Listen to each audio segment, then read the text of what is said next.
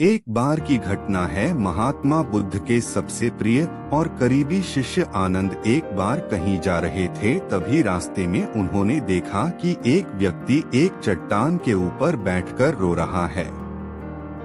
यह देखकर आनंद वहीं रुक गए और उस व्यक्ति के पास जाकर उसके दुखी होने का कारण पूछा। वह व्यक्ति अपने आंसू पहुँचते हुए बोला, मैं यहीं पास के ही गांव का रहने वाला एक बदनसीब व्यापारी हूँ। मैं जो भी काम करता हूँ वह खराब हो जाता है।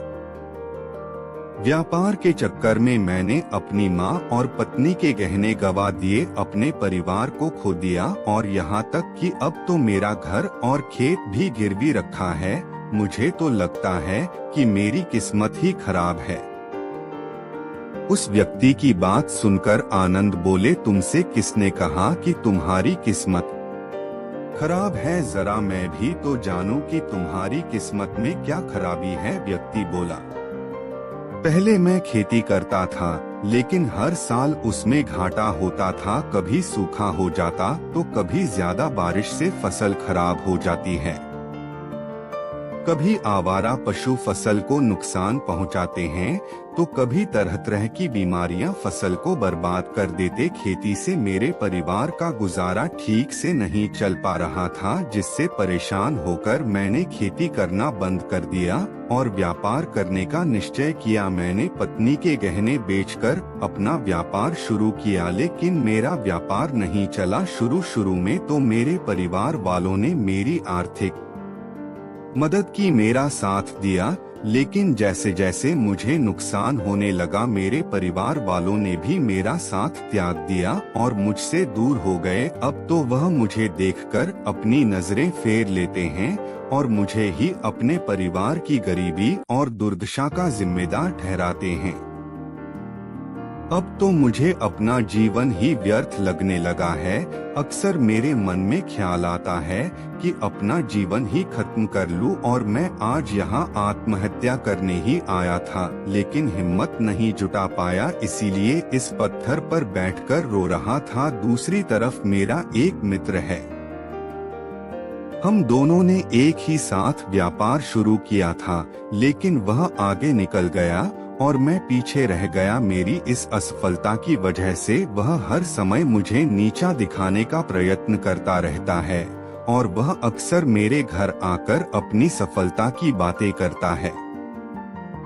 मेरे घर वालों को बताता है कि कैसे उसने इतनी मेहनत करके इतना अच्छा व्यापार बना लिया है, और वह अक्सर अपने फलते फूलते व्यापार के किस्से मुझे, मेरी पत्नी और मेरे माँ बाप को सुनाता रहता है, जिसे सुनकर मेरे घर वाले उसकी तो प्रशंसा करते हैं, लेकिन मेरी बुराई करते हैं, मुझे नकारा और कम दिमाग का कहते हैं। मेरी पत्नी और माँ मुझ बात बात पर ताने मारती है, जिससे मुझे बहुत दुख पहुँचता है और कई बार खुद की नाकामयाब पर क्रोध भी आता है, लेकिन मुझे समझ नहीं आ रहा कि मैं क्या करूं। यह सुन भिक्षु आनंद ने पूछा, तुम्हें किस बात का दुख होता है, अपने असफल होने का या फिर मित्र के सफल होने का? सवाल सुनकर वह व्यक्ति एक पल के लिए सोचने लग गया, फिर बोला, अगर सच कहूं तो मुझे अपने असफल होने का उतना दुख नहीं होता जितना कि मित्र के सफल होने का होता है।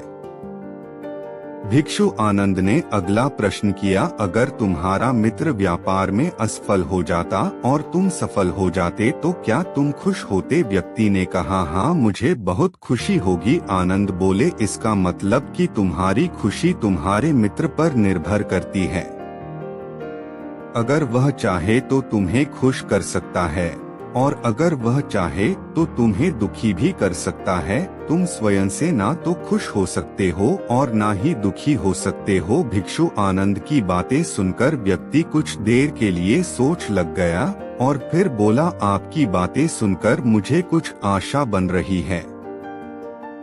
तभी भिक्षु आनंद ने कहा, जब हम किसी से आशा बांध लेते हैं तो उस पर निर्भर हो जाते हैं, फिर हमारी खुशी और दुख भी उसी पर निर्भर करने लगते हैं। इसीलिए सबसे बेहतर है कि तुम स्वयं से आशाबंद हो। जब तुम ऐसा करोगे और साथ ही पूरी मेहनत और ईमानदारी से काम करोगे तो तुम्हें सफलता अवश्य प्राप्त होगी। तुम्हें लगता है कि तुम्हारा मित्र तुम्हें नीचा दिखाने आता है, दुखी करने आता है, पर अगर ईमानदारी से विचार करो तो वह बातें तो सच्ची ही कहता है। वह अपने संघर्ष और अनुभव की बातें बताता है, तो उन बातों से बहुत कुछ सीख सकते हो। तुम्हें तो इसके लिए उसका धन्यवाद करना चाहिए कि तुम्हें घर बैठे इतने सारे अनुभव मिल रहे हैं।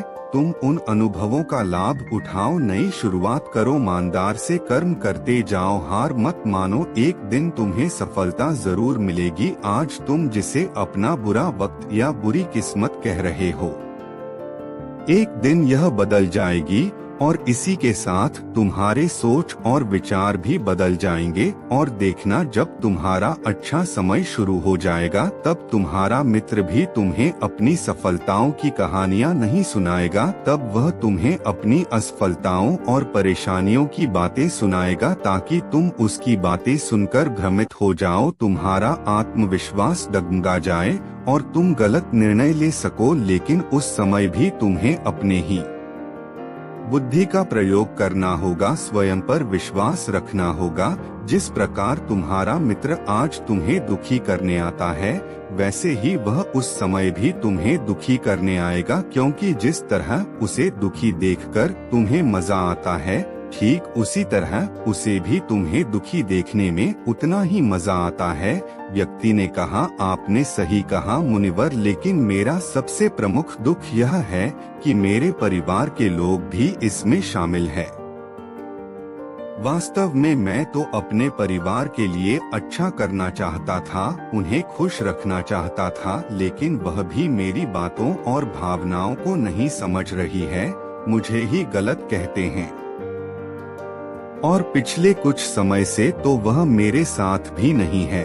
भिक्षु आनंद ने उस व्यक्ति को समझाते हुए कहा, हम हमेशा चाहते हैं कि हम जो कुछ भी करें लोग उसके लिए हमारी प्रशंसा करें, लेकिन आमतौर पर ऐसा नहीं होता। लोग हमारे प्रयासों के तारीफ नहीं करते, जिससे हम दुखी हो जाते हैं। हमें लगने लगता है कि हमारे मित्र, रिश्तेदार, घर वाले सब स्वार्थी है। लेकिन अगर तुम किसी को अपना परिवार मानते हो और उसके लिए कुछ करना चाहते हो, तो फिर तुम ऐसा क्यों सोच सकते हो कि तुम दूसरों के लिए कुछ कर रहे हो।